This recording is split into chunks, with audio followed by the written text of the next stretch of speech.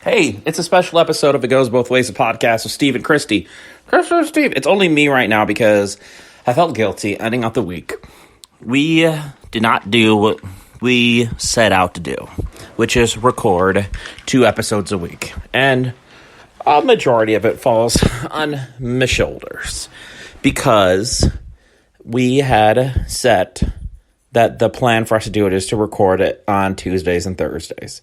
And more we were recording the show later and later. And this is what I'm kind of learning about not having a boss. Like, if you work for someone right now, you have someone that is telling you what to do, okay, if you have an employer. Now, being your own boss, the only person you're letting down is yourself and a lot of times your partner. And so we got to the point where we're recording the podcast that we would be doing it really late at the day. And late at night, 8 o'clock, when we're trying to get the kids to bed and everything like that, it became hectic and trying to race and try to get the podcast up. And some of the early episodes of It Goes Both Ways, a podcast with Steve and Christy and Steve, we look back at now and we kind of cringe, which is crazy because we've only been going at it for a few months. So our new plan was to record on Tuesdays and Thursdays, but at like 10 o'clock. And I think we kind of did it on Tuesday, and then we totally missed the boat on Thursday. Like, I overslept. I've been trying to do this thing where I have like a work day since I don't have a job to go to right now. That's a 9-to-5 job. So I try to like work on things that are important from 8:30 until 11. And it went well for a little while, but this week it kind of, it missed the mark. Because there's other things that did get in the way, which is understandable. But again, I'm responsible for following through. And I am also making myself accountable for not being available to record the podcast on Thursdays at 10 a.m. Because the later and the more we push it off, the more chance that we have for problems. And I think that is kind of like, that is a great definition for marriage and a great definition for just life, is the things that are important seem to always get pushed off. Or the things that are routine, let me say that again. Things that are routine a lot of times get pushed off, and maybe you're not putting the priority. And I think that was our problem, is that for me, I knew that was something that we needed to do, and I would always be like, I have to do this first, and I would never get to what was probably important, which is doing the one thing that Christy and I kind of do where we can kind of like chat and heckle, and we both have fun recording the podcast, and this is something that I want to see be successful. I mean, in a perfect world, you listening will relate to what we're talking about, because I was asked like what the podcast is, and we are not a relationship podcast. We've talked about this before. We are a relationship podcast, but if you like search up relationship podcasts, they're very well organized and put together. You'll never hear this. That is a peanut butter whiskey drink. You're never going to hear the dogs walking around the background. Usually also they're faith-based, which I am not faith-based at all. And every person that is faith-based that has a podcast, it feels really just like bullshit. And I'm trying to decide like if they are really bullshit or if they're just type A personalities. But either way, we're not that. We're also not people that have great parenting advice. We have advice, I think, like a lot of other parents do. But our advice isn't any better or worse than the next person's. This is definitely not a sex advice. This is not Dr. Ruth. I'm not telling you all about the Kama Sutra, even though I did look up different kinks, and some of the kinks that people are into even disgust me. And I like Dr. Pimple Popper. I find that stuff satisfying. But the idea of some of the things that people do in their kinky bedroom, look up, it's like 237 kink ideas. And it's a website, and it was almost like an encyclopedia of kinks. I got through the bees, and after I got through bukkake, it started getting real gross. I mean, a thing that you do with a clam. Yee. Long sip for laughter.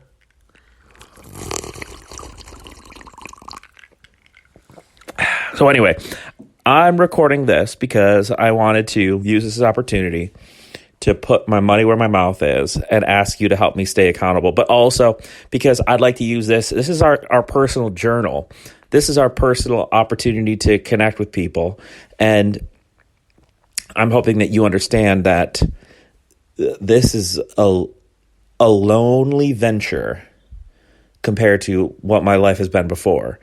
And you leaving comments and you sending notes and words of encouragement mean so much to me, because that's something that I think that I need. I'm like a lot of other people. I need that encouragement because, again, I don't have a boss saying like, why don't you have this done? It's me, and I need to be my own boss to tell myself, you need to get this done. And how we're going to be able to keep this done is, like Christy said, sticking to that schedule, being there at 10 o'clock, ready to go. Because I think that we, a lot of times, like, and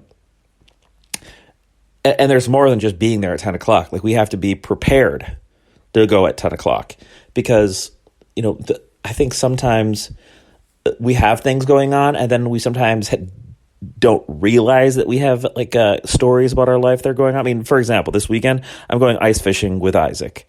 And he has already said that he's going to pee into the hole and for the ice fishing hole. And our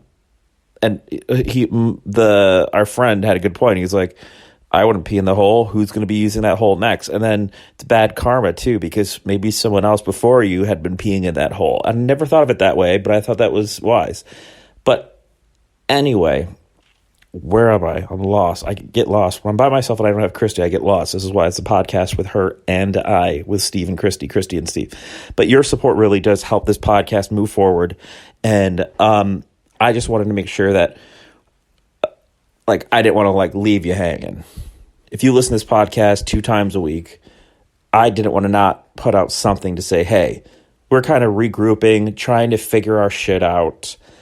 I would like this to be more than just a hobby that lasts a couple months. I'd like this to become a couple years deep and to follow what we're doing, because I think the little side note is, as long as we can edit out some of the weird, crude, disgusting, filthy, vile shit, which I know that you listen to and love, some of the sweet stories, some of the things about our lives, it'll be fun to share with our kids. And then it could also be fun to share with other people too, because I think it's interesting to think that so many people I talk to have the same exact type of experiences.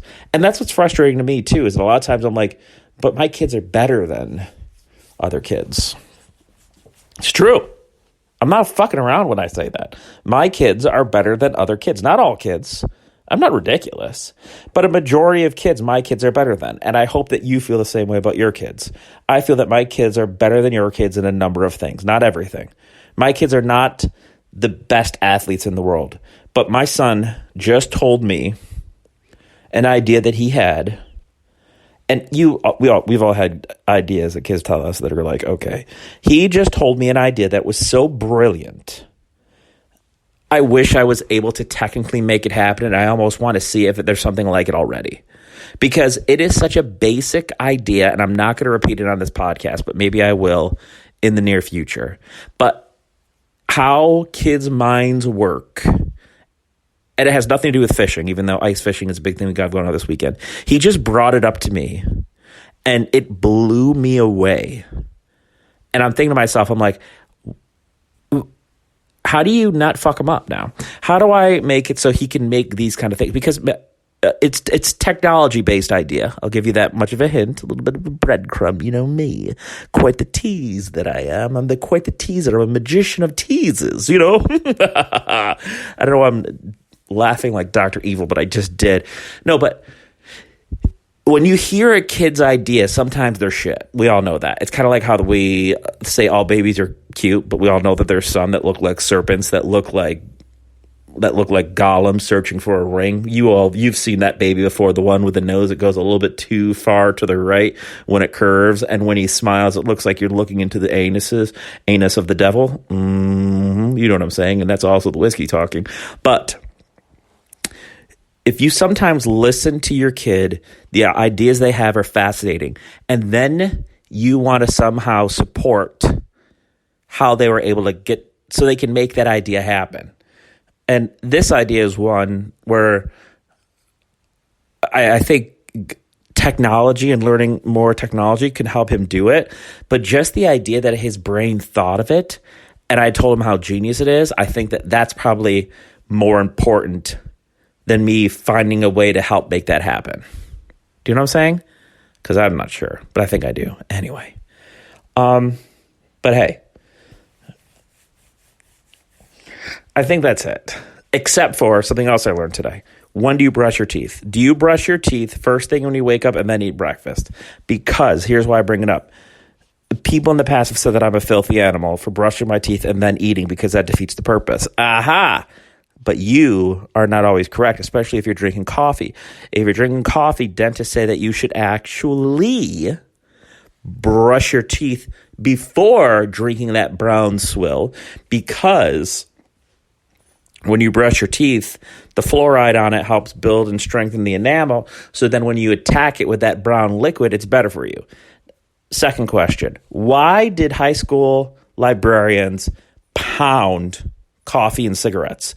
We had a Mrs. Humphrey was her name, I think. Maybe that was a science teacher. Anyway, my middle school librarian, she probably smoked a pack a day, but the amount of coffee with cigarettes, she would come next to us and her fingers, they will look like they had been mummified with the amount of cigarettes that she had.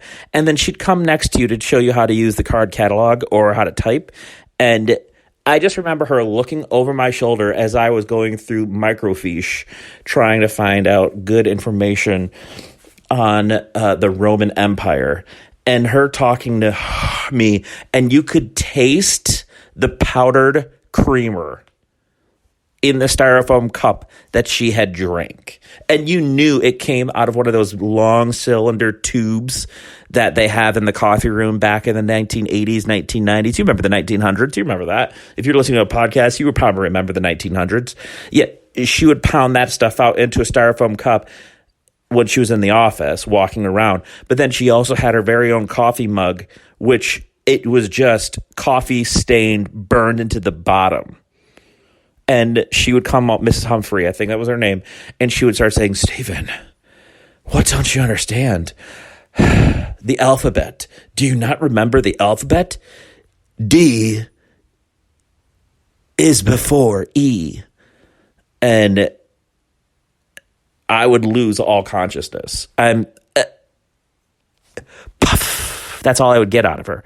I wouldn't hear words. I wouldn't hear letters.